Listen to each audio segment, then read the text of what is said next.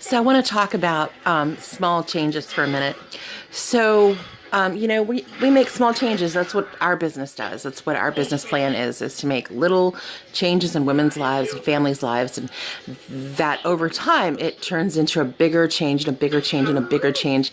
And well, maybe not even a bigger change, but every little change gets bigger over time. So a great example of that is the movie Rudy. Now, if you don't know me, you probably don't know that I have a deep desire for all of my children to either go to the University of Alabama or Notre Dame. But if you do know me, then you know that everything in my life revolves around Irish whatever.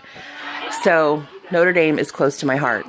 Anyhow, I'm watching Rudy today because it's Christmas Day and it gets played right after Die Hard, which is also a terrific Christmas movie if you haven't checked it out lately.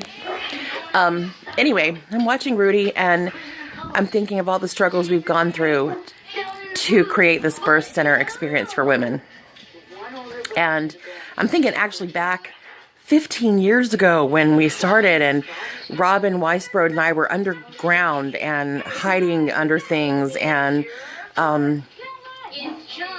basically lying to the cops if they showed up. I mean, we were criminals, and it was awesome. But I mean, that's how long I've been doing this, and I think back that far, and the beauty of this is that even those little changes we made in people's lives today, I see today.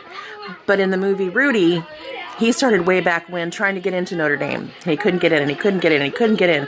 Nobody in his family had ever gone to college, and nobody in his family saw a reason why they'd want to go to college, because why don't you just keep doing the same old, work in the mill. That's what everybody in our town does. They work in the mill. And he said, I don't want that anymore. And that's a lot like the women we help. They don't want that anymore. They don't want to work in a mill anymore. They want to be able to make their own choices. And in this case, he went to Holy Cross and he worked and worked and worked and worked and worked. And he finally got into Notre Dame, and then he got on the team, and then he got to play and all of this. But ultimately, 5 of his brothers went to college because he started working and wanted this dream for himself to not be in that mill anymore, to not do what his family had always done. So that's exactly the same thing that we're doing. We don't want women to do what they've always done. We want more for them. We don't want families to have what they've always had. We want more for them. I want to see more. And it doesn't matter if you're having your baby at home, in a hospital, at a birth center, in your car, in a tent, in a camper, all places we've helped women have babies. None of that matters. What matters is that you're respected, you're taken care of, you're loved, you're cherished, you're not a number, and that you get it. One little change. Maybe that change is you're going to start breastfeeding. Maybe the change is you're going to start using more natural ingredients in your food. Maybe the change is you're going to eat less carbs.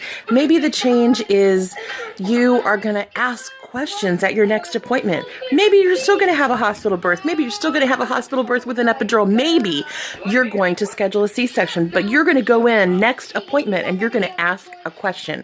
And that is a big change for you.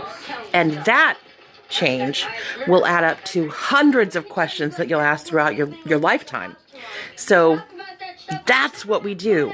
And so I'm sitting here and I'm watching Rudy and I'm just thinking about that, and it just really triggered that for me. And now I'm going to chill out and I'm going to watch the Goonies while I eat some ham. So I hope you guys all had a great Christmas. I will have more to say later, I'm sure.